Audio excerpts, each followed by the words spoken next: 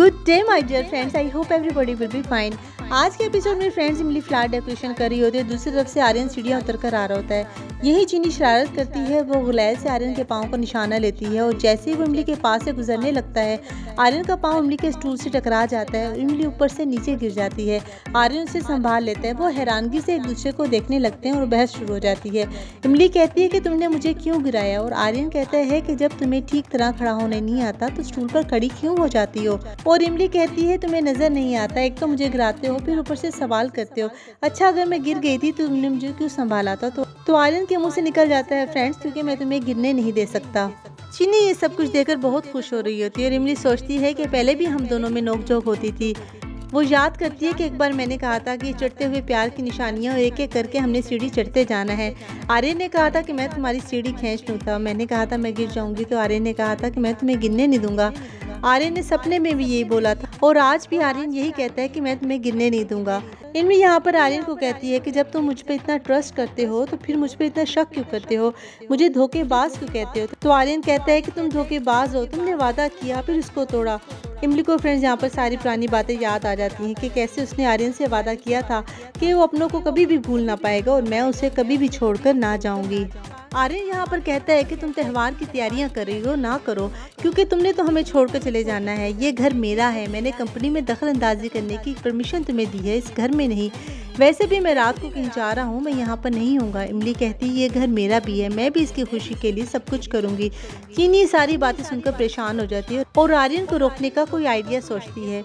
दूसरी तरफ सुंदर सारा सामान ले आता है और इमली के साथ झूला तैयार करने लगता है। फिर चीनी और जग्गू में बहस शुरू हो जाती है। चीनी कहती है कि झूला तो तैयार हो गया है, कान्हा जी कहाँ है, उन्हें झूले में बिठाते हैं। तो इमली से मना करती है कि तुम बदतमीजी ना करो। जग्गू कहता है कि वो अपनी मम्मी पापा के पास हैं, जैसे मैं हूँ। वो अपने मम्मी पापा का हाथ पकड़ लेता है। वो चीनी से कहता है कि चीनी तुम्हारे मम्मी पापा कहाँ हैं। तो चीनी उदास हो जाती है। वो आर्यन को जाता देखकर आर्यन का हाथ पकड़ के इमली के पास ले आती है और कहती है ये है मेरी यशोदा माँ और ये है मेरे नंद बाबा। और चीनी कहती है कि आज हम तीनों ये त्यौहार इकट्ठा मनाएंगे, लेकिन आर्यन यहाँ पर मना कर देता है। ये सुनकर चीनी रोने लगती है। अर्पिता के समझाने पर आर्यन मान जाता है और रुक जाता है। फिर हम देखेंगे फ्रेंड्स माली रोते हुए कान्हा जी हाथ में लेकर आ रही होती है। वो यहाँ पर ड्रामा करती है कि मैं अकेली हूँ, आपके घर की रौनक देखकर मुझे लगा कि मुझे भी यहीं आना चाहिए। आखिर मेरी भी बच्ची थी जिसे मैंने खो दिया, नहीं तो आज मेरी भी फैमिली होती। इमली फ्रेंड्स यहाँ पर समझ जाती है कि जालिम माँ तो पहले तो अपनी बच्ची को अकेला छोड़कर चली गई थी और अब ड्रामा करिए। इसके ड्रामे में यकीनन कोई चाल है। वो माली सबकी हमदर्दियाँ बटोरती है फ्रेंड्स कि मेरी बच्ची भी आज चीनी जितनी होती। तो नर्मदा उससे कहती है चीनी भी तुम्हारी ही बेटी है, तुम इसे प्यार कर सकती हो और हमारे साथ आज त्यौहार भी मनाना। फिर हम देखेंगे चीनी मालिनी के हाथ से कान्हा जी लेकर झूले में रख देती है।